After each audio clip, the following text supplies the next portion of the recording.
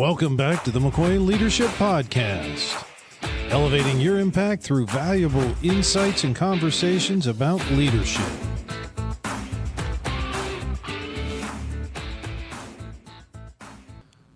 Welcome back to another episode of the McCoy Leadership Podcast, and today we have none other than Greg Kaiser with us from down in Florida with the alligators. And Greg is the founder of Management Mastery Solutions. Greg has a dynamic platform dedicated to empowering mid-level and senior managers to transform their leadership styles.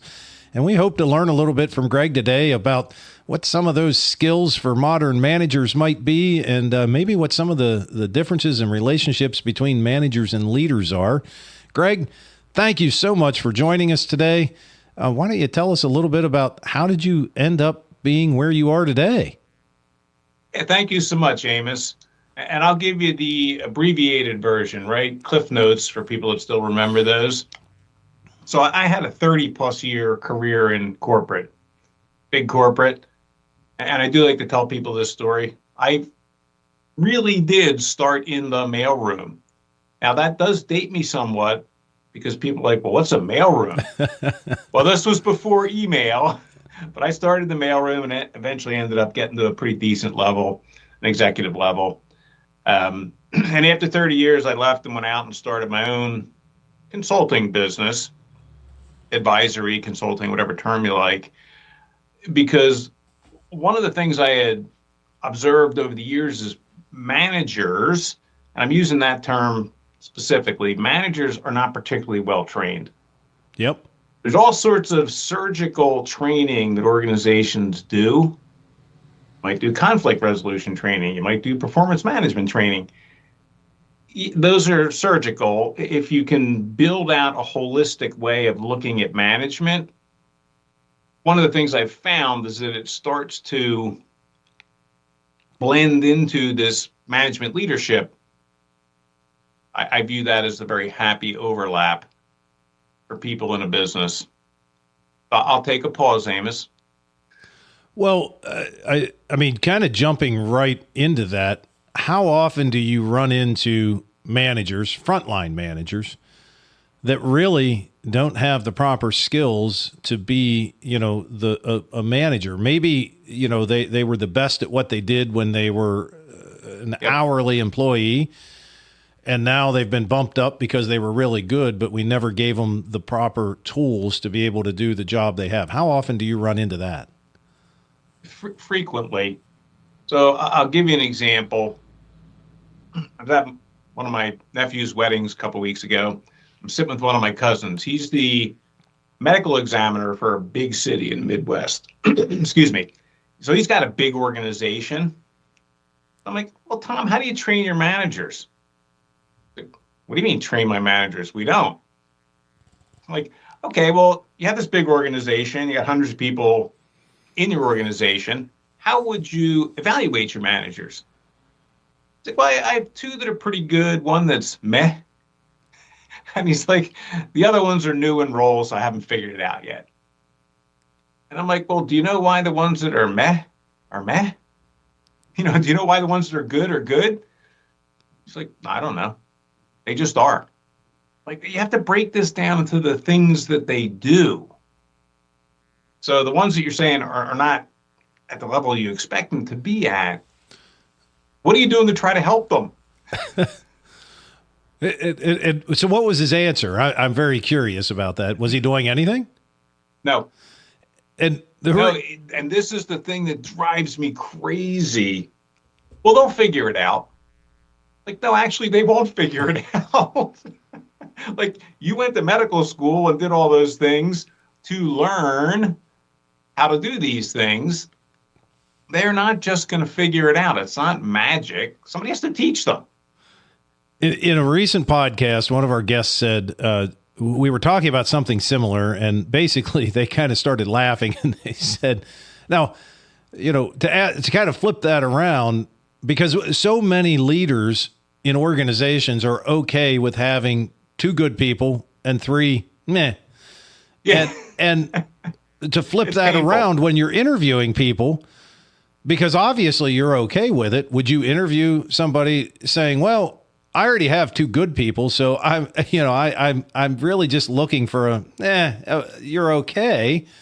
Right. Or are you interviewing looking for a good candidate? And I thought that was so fascinating when you kind of sit and really think about that. Why are we okay with it? Why do you think so many people are okay with just, I have two good ones. That's enough.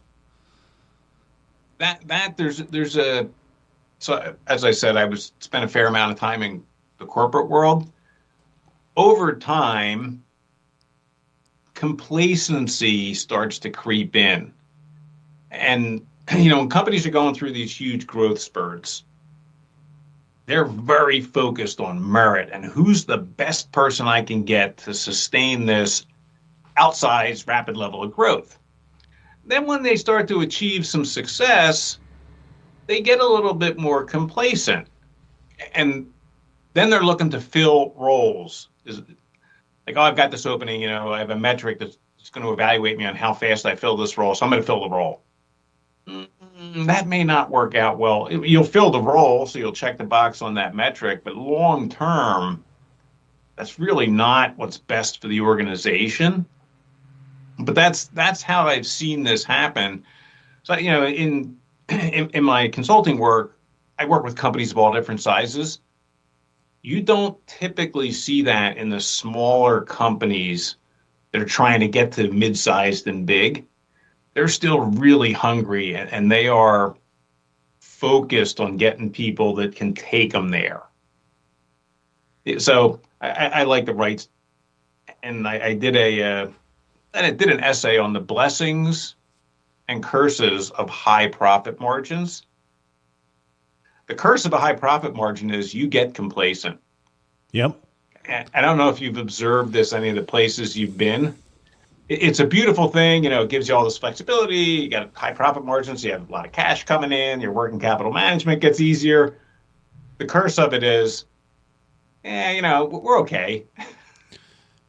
Where that came out for me the most was during the 06, 07, 08 downturn in the construction industry, the housing bubble bust. And I was in the construction industry at the time as a manufacturer.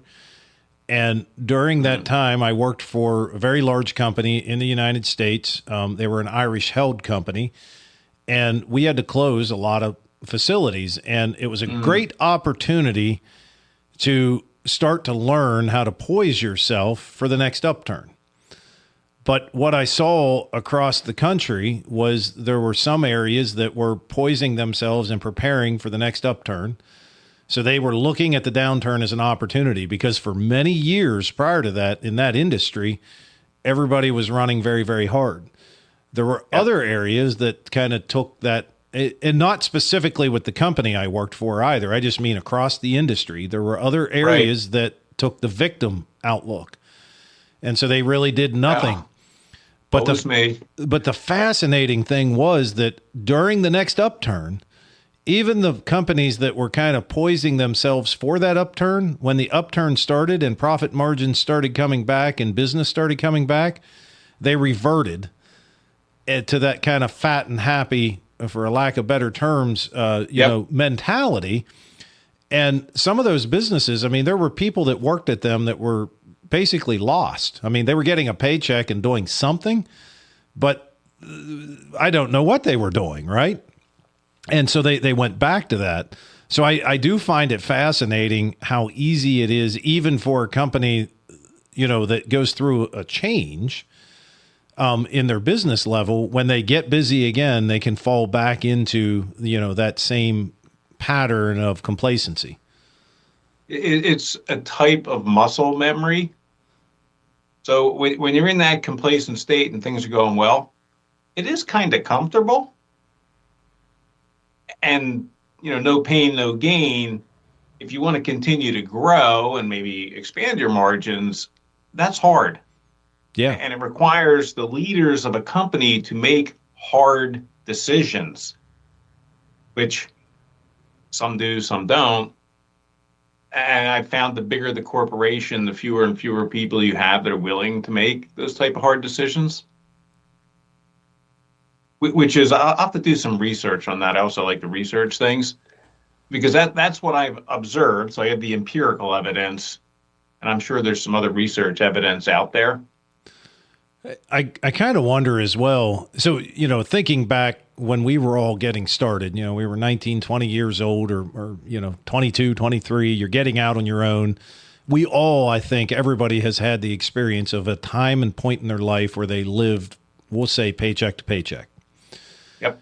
And if you got a bonus, at that period in your life and you had that extra money, you went out and got things that maybe you felt you needed. And so it's kind of that same mentality. Whereas now, I think as you mature in your career and in your life, later you realize, oh, if I got a bonus, I can spend a little bit of that and I should save some of that. And, I should. And my point is that mentality, I think, is the same mentality that rolls across to we're really successful right now. It doesn't matter how much copy paper we buy. I'm just using that as an example. That's a great example. But boy, when times are tough, why are we running so many colored copies? Why do we need paper? Why do we, and so it's so interesting that when times are good, you don't pay attention to those things. And I always encourage people from a consulting standpoint, when I'm looking at financials, I question good financials as much as I question bad financials. If you have a really good month, I want to go through with a fine-tooth comb exactly the same as I do when I'm having a really bad month. Yep. And so I built this framework for management, and one of the core management activities is measuring and modifying. So what do we plan to do? Okay, now let's go back and look at what happened and say, is this as good as we could have been? And that's a relative term, right? If you're good, you can be better. I think that was your point, right? They had a good month, quote unquote. Well, who said it was good? Like by what metric did you decide that was good versus how good could it be? I'll tell you a funny story because when you talked about copier paper. So early on in my career, I was a salesman. And I'm calling on a wholesale grocer, if you're familiar with that business. Yep. Super low margins. So I'm talking to the guy that was, I don't know, the buyer, whatever title he had. And he says, hey, you live down by a Sam's Club. I'm like, yes, I do. He was in some really small town in West Virginia. He said, will you come up to see me once a month? Could you load your trunk up with copier paper? Because you can buy it 20% cheaper than I can get it here locally. And I'm like, are you serious? He's like, oh yeah. He's like, I watch every penny that's spent in this business. So when I was going up to see, the wholesale grocer, I loaded up my trunk with copier paper. And he would tell me, like, we need this many cases, blah, blah, blah, blah, blah, blah. He was a great customer, so I didn't mind doing it for him. He was a really good guy. But it was that mentality, because that's a really hard business. When you're measuring your margins in single digits, Yep. You don't waste money. Yeah. And that's the painful thing I see when you're starting to measure your margins up in the 60, 70, 80% range. There's a whole lot less scrutiny on the spending. Yes. I am curious, back to your point of how you measure that, and is it as good as it could have been? A great friend of mine, Jimmy Green from Michigan, I've heard him say multiple times, he'll ask the question, well, what if it was supposed to be great? Yep. And so how do you work your way through? Maybe you're a beginning manager and you are in that role, maybe being given goals, but many times I've seen it happen over and over again. You're given a goal and not a metric. Correct. So that's I was just working on this yesterday. There's a difference between a goal and a target. Yep. A goal is this big thing. We're headed in this direction. So leaders set goals. Managers drill in on targets. So okay, this month we are going to have a gross margin of X, 50. We're going to have a net margin of 38. Well, that's not hard to understand. People can wrap their head around those numbers. At the goal of, he's like, we want margin expansion. Okay, you got to break it down to the numbers and say every percentage of margin, this is how it derives. So I call it the due to analysis. This result is due to these factors. And when you isolate those factors, then you can get people really keenly focused on them. Yeah, so this goes back to my big corporate days. We get a new CFO in. Great guy. He used to get to the office at 6:30 every day to read the Wall Street Journal. I was an early office guy, so I used to stop by and see him in the morning and have coffee and talk about what was in the Wall Street Journal. So he says to me, oh, you've been here for a while. He's like, why do we have so many consultants? I'm like, well, I have no idea. Nobody's ever asked about it before. So he pulls his computer up, flips it around. He's like, do you know how much we spend on consultants? I'm like, I have no idea. He's like, nobody else does either. And he did an across-the-board mandate. Any consulting spend over $5,000, which is nothing, even at that time. Like, you can't get somebody to come out to see you for $5,000. Had to go to him for approval. The consulting spend just collapsed. So then he was explaining to me, because it's a publicly traded company, he's like, okay, here's how you do the math to go backwards from your earnings per share to what every increase in your earnings per share number means to the stock value. And he's like writing this stuff down and teaching me this.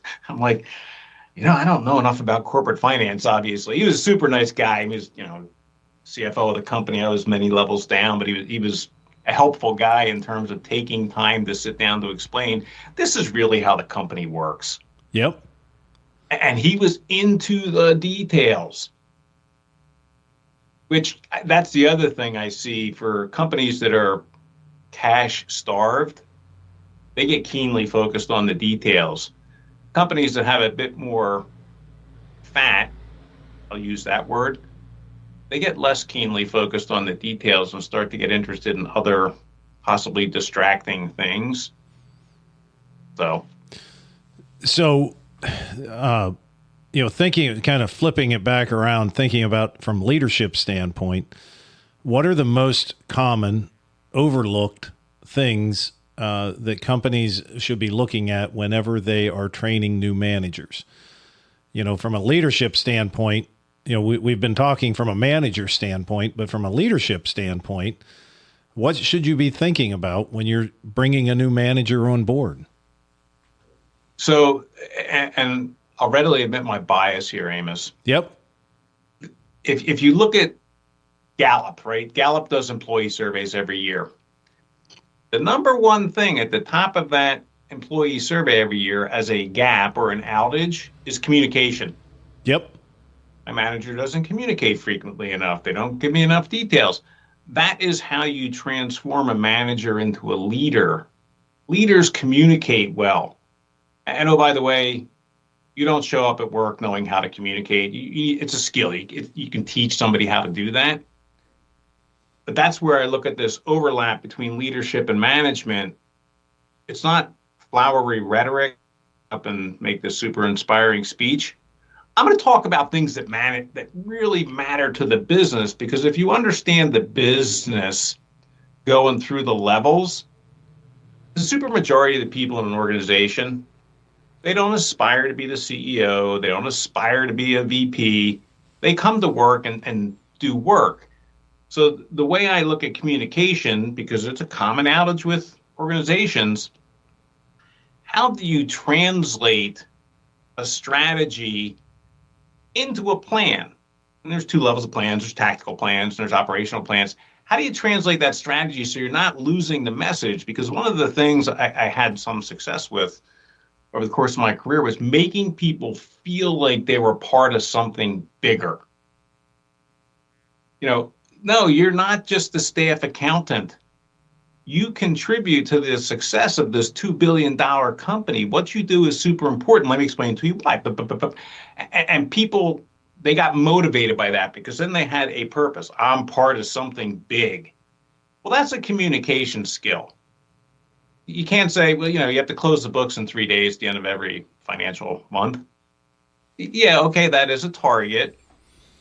Why do you have to do that? What is the why behind that? When you explain the why to them, then you see people say, yes, what I do, the work I do when I come in here in the morning is important to the success of this organization. And that to me is it's leadership, but you're laying that leadership over management mechanics, for lack of a better word. Yep. And that's how you can engage people at all different levels of an organization. So it was recently, yesterday, I was thinking about this and working with someone. And the reality is, like, you spent 30 years in the corporate world and you had different roles there. And I'm sure at some point you had a role where you had to create some sort of policy of some sort for your department, for the business. Now, looking back on that, your memories and your thoughts of that business, like, or even you think of your first job, are you ever going to say, boy, I wrote an amazing vacation policy, or I wrote an amazing sick leave policy. That was my legacy of where I was. And my point is, nobody's going to look back at their experience at a business and remember a policy or remember a net profit or remember, any of those things.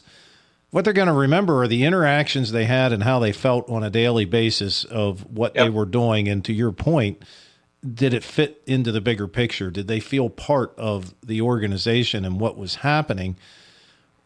Why, and the Gallup poll and all of those places where communication is at the top. We've been talking about communication for 40 years in leadership, and we can't seem to get it. So 60% of the training I do is about communication. What are we missing? What's your thoughts? Why are we struggling so much? Is it information overload? Is it, the way we're raised? What do you think? There's a couple different things. So let me pull that apart a little bit, Amos. What's missing is, I think people misunderstand motivation. Motivation is not some rah-rah speech. Motivation is giving people a purpose. You've heard people talk about this, that Simon Sinek has that YouTube video watched a gazillion times called Find the Why. Yep. And okay, but you got to give people a purpose they can relate to. And a purpose you can relate to, if you're somebody sitting out in a warehouse, is when I do my job well and all of our trucks ship on time, we get paid faster and we don't get demurrage charges, waiting charges from our customers, blah, blah, blah, blah. It helps them understand where they fit in the bigger picture. And what I've found is when you supply people with purpose, they motivate themselves. You don't have to go in and give them a big rah-rah speech. You go in and give them, here's the purpose. When you fulfill this purpose, these are the benefits that accrue to the organization, and then by extension to you. Well, people are usually receptive to what's in it for me. And if you can marry those two things together, but it changes the messaging a little bit. That keep driving people back to the purpose so that they feel, that's the right word, they feel like they're part of something big. That really is in my mind, that's a crucial thing for leaders to do. And are you a John Maxwell guy? You like John Maxwell? Yes, I'm actually a certified Maxwell speaker, coach, and consultant. Well, you're in the leadership space, so I figured John Maxwell is one of the few people I've seen put in writing. You know a leader because they have followers. So position does not make you a leader. It's moving people in a unified, focused direction. That's a leader. But people say, okay, I see what that person's doing. I observe how they're interacting with me and talking to me. I'm going to follow that person. They're taking us in the right direction. And this is where the manager thing and the leadership thing come apart. If the manager's just in pounded on the desk about something that happened last week, that's not super motivating. Yep. If a leader is in talking about, we're going to do this and this is what's going to happen next week, that gets people fired up. I have said hundreds of times, I tell people that when you get a job title, there are no magical powers that come with that. And I've heard many times somebody say, I would be, if they would give me the title, I could do this. Or maybe they're in a role, but they feel that they're underpaid. And they say, if I had $10,000 more a year, I would be an amazing leader. And what I always encourage people is that's not true. Transactional. Yeah, that's not what a leader, is in today's world. You have, through your company, you have Management Mastery Solutions, and you guys have a system to start to help managers to be able to gain some of these skills and companies to be able to produce better managers. So can you share with us a little bit about how does that system actually work? Sure. I'll take this in two pieces, and you'll see how it ties together then. So I use a simple Venn diagram, and I say, okay, in the left-hand circle, you have management skills. In the right-hand circle, you have leadership skills. When you overlap these things, you will see there's this common set of skills. So in places where you find people talking differently about leaders than managers, they haven't done that work. So what we do is I created this, I developed it over the years. I was working with managers. I call it the management framework. It's a circle. In the middle of that circle is communication. That's where you start. But then if you go to 12 o'clock on the circle, you have planning. You move around to 3 o'clock, you have people management. You move down to 6 o'clock, you have direction setting. And then over at 9 o'clock, you have measuring and modifying. Those are the core functions of management. You go back and study this. The thing that was always missing that I observed was the communication part. Communication is what synthesizes all those core management functions. It pulls them together, it ties them together. And that's what, if you're doing those 5 things, magically, people start saying, well, that person's a great leader. They talk to me all the time. They talk to me about my job and what I do, and I feel good about that. So, a bunch of numbers on a spreadsheet, those are facts. Nobody's going to get super excited about that. If people feel like you understand their job and you make them feel important, all of a sudden they're like, well, that person's a great leader. Well, anybody could do that, but you need to train people a little bit so they do that. Yep. And it's fascinating to watch when people embrace this, how differently they come back and say, well, people are treating me differently at work. Yes, they are, because you're now different. So they're going to treat you differently.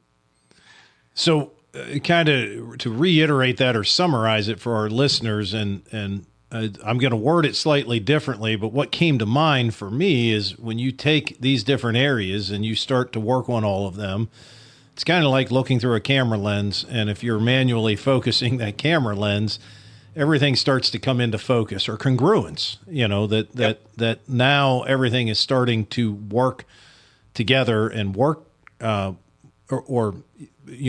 everything, all those pieces are coming together. And everybody has a great understanding now of who the leader is at that point, and a manager is naturally becoming a leader at that point. Did I summarize that properly? Yes, and that is the progression. So I like to make visuals up for people because their brains work that way. So you look at a 4-layer cake, right? The bottom layer of that cake is you're an individual contributor. You go up 1 layer, they're a manager of things. You go up another layer, now you're a manager of a function. Well, as you go up those layers, the leadership part becomes more and more important. At the individual contributor level, you can demonstrate personal responsibility and do all those things to be a great employee.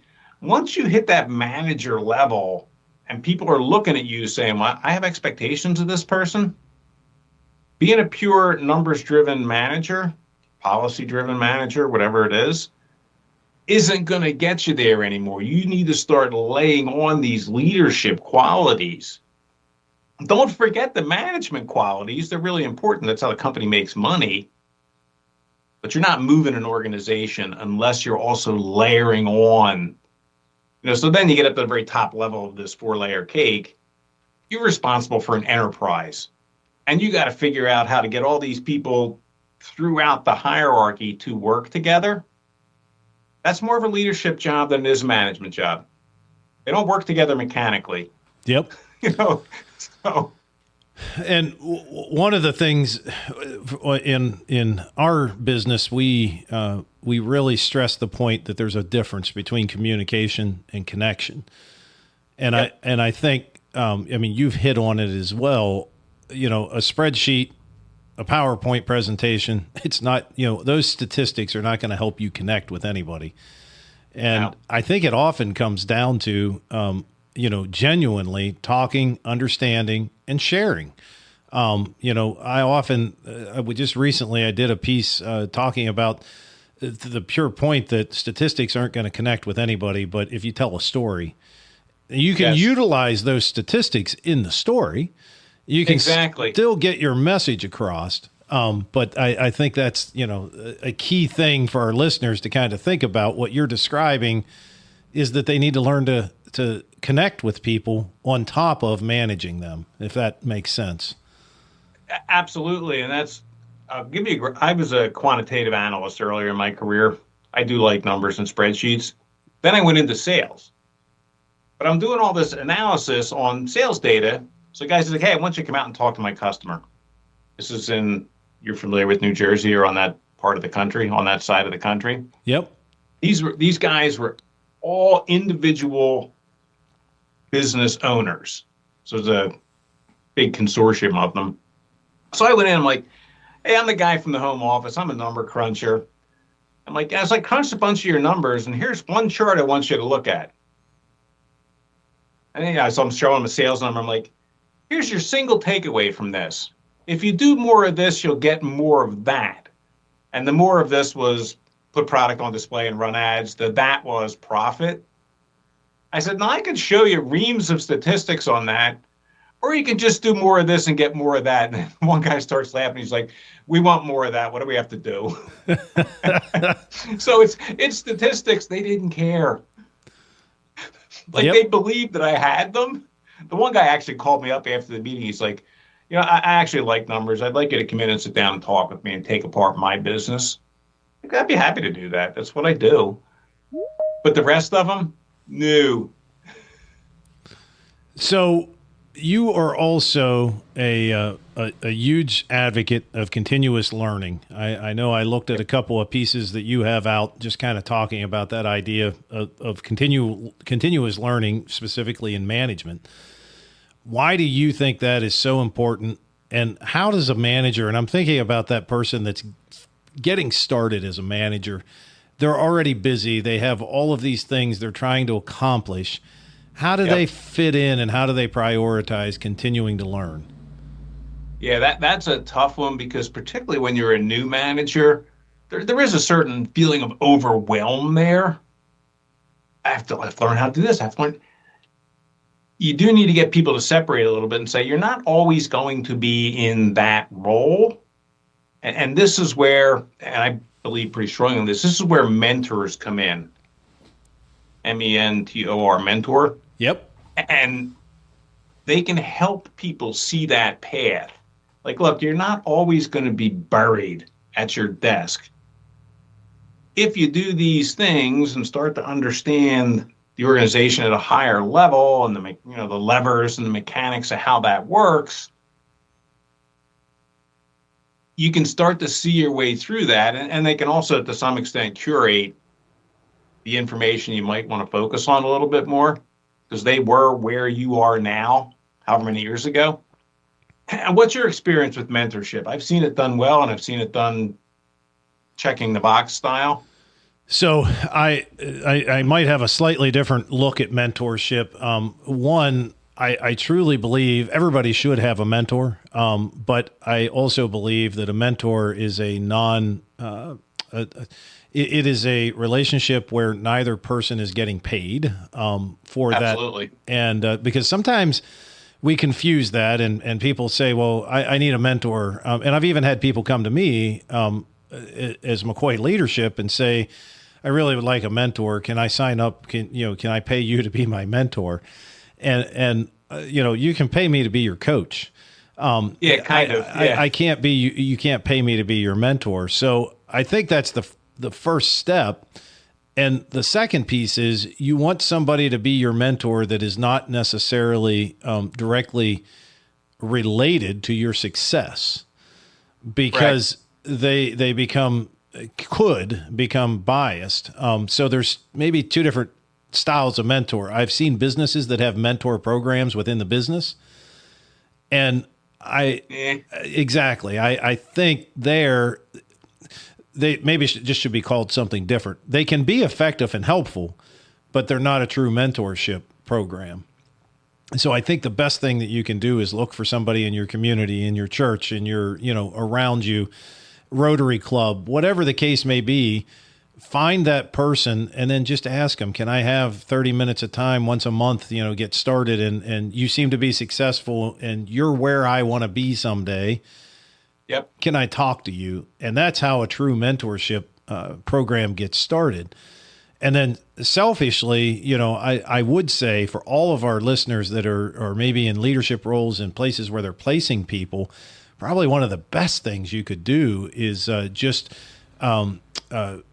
promote our podcast and make all your employees listen to our podcast. I mean, because that would be perfect, right? Right, because you are definitely an external source of information that's not directly related to their future career success.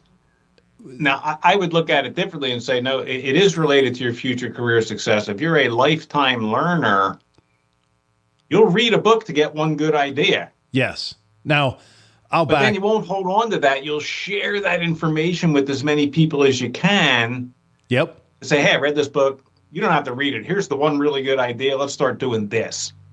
You got it. And I was being, somewhat funny about saying, force people to listen to our podcast. But my real point is that there's nothing more valuable, back to the connection piece. You have somebody, and I had a boss at the very beginning of my career that would quite often read a magazine article, write a note, and say, my initials are AAM. He would always put to AAM from JWN, and it was something interesting. And my point is that meant something to me because he thought about me. He knew where maybe I needed or what I was working on at that point in time. So even in today's world, passing on a podcast or a book or something to someone, just like you said, but making it personal helps with that connection as well. Yeah, to this day, I do that. And I'll tell you a quick story of where I picked this up. So you're familiar with Ram Charan? Yeah. He's a guy that's been described as the CEO coach or whatever. And I had breakfast with him one time, only because I get up really early. He's sitting by himself at a table, and I knew who he was. I had his books. So I walked over and said, hey, do you mind if I join you for coffee? Oh, sure, sit down. I'm like, oh, I see you're looking at the Wall Street Journal. I said, yeah, I read that in the morning too. He's like, well, I read it with intent. He's like, I know a lot of people. He's like, the exact thing you described. He said, if I see things that say, oh, this would help that person, I send it to them. He's like, I do it every morning. I'm like, this guy's about 1 million times more successful than me, and this is how he thinks. I should probably take something away from that. Yes. So, unfortunately, it happened relatively early in my career, but I've been doing that. I sent a Wall Street Journal article to a guy yesterday. I said, hey, I know you're working with somebody that's doing this. Read this in paragraph 3. That's a piece of information you need. for the fellow you're working with. Yep. And is there anything in that for me? No. But it's helping him, and it's going to help him with somebody he's working with. So there's no, there's no immediate payback for that, but you feel good about doing it. That's a payback. And you're growing your circle of influence. Back to the old Covey principle. That's really what you're doing. So as we're getting ready to come to a close, one of the most important pieces is, where can people find out more about you? If they're interested, they want to engage, they want to know more about your system, where can they find that?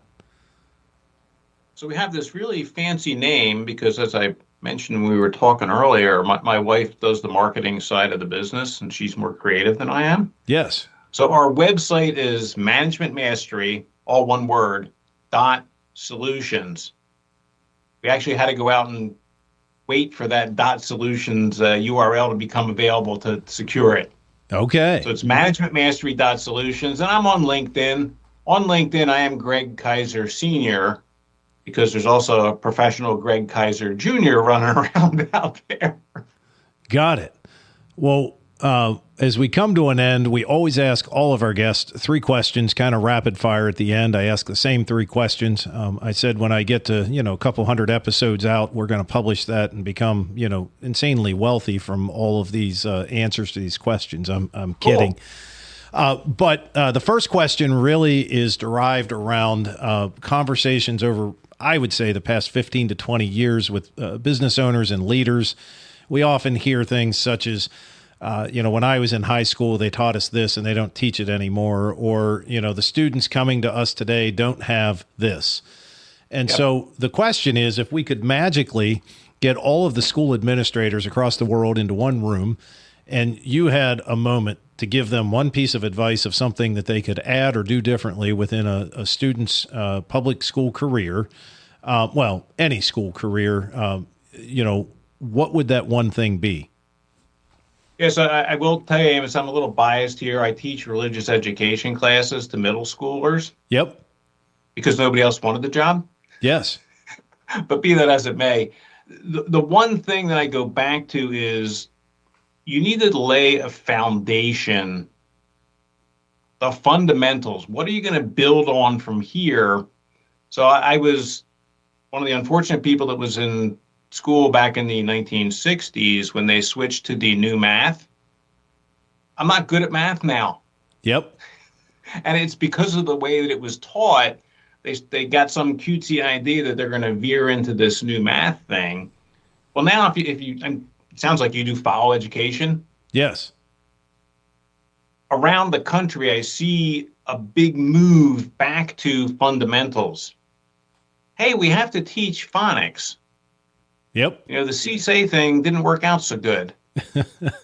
Those types of things. So that would be the one thing for the education folks. Go back to the fundamentals, but also you have to lay out for people, this is going to build to something much bigger. If you understand how to diagram a sentence in 7th grade, you're going to be a much better writer when you get to high school and college. Yep. That's why we do this. Yeah. I guess, thinking about what you just said, what ran through my mind was a question of, what is the finished product we're trying to put out? And are we really, true to what we say we want? And, yes. So that's another Covey thing, begin with the end in mind, right? Exactly.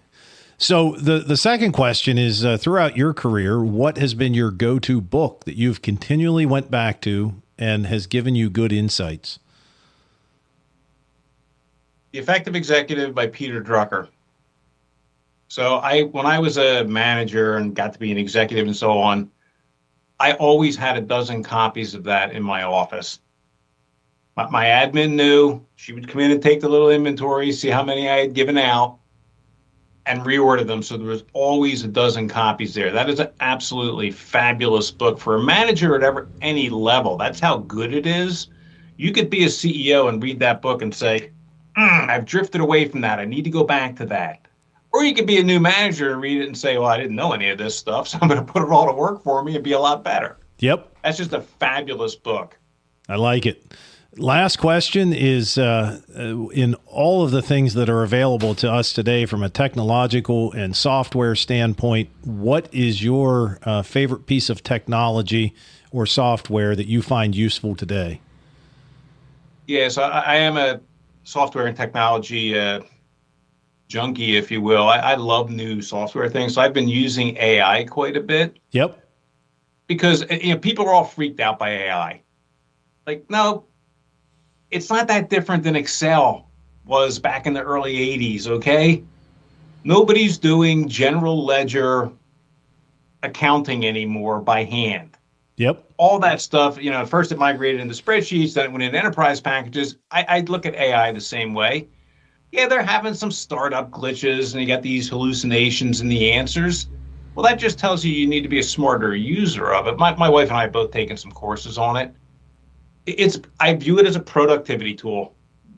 It's a productivity tool that, there's probably a few more caveats you need to look at. But I don't see how going forward it's going to be possible to lead at higher levels if you don't understand and engage with it. Because, oh, by the way, people in your organization are already doing that. So you need to understand how it works. Yep. I like it. Well, thank you so much, Greg, for joining us today. I've had a lot of fun. Hopefully we can get you back on in the future and maybe dive a little bit deeper. But absolutely. Yes, thank you. And for our listeners, if you've enjoyed this episode, don't forget to look back at some past episodes. And don't forget to follow us on whatever platform you're listening so that you can get updates when new episodes come out each week. Until next time, we appreciate you.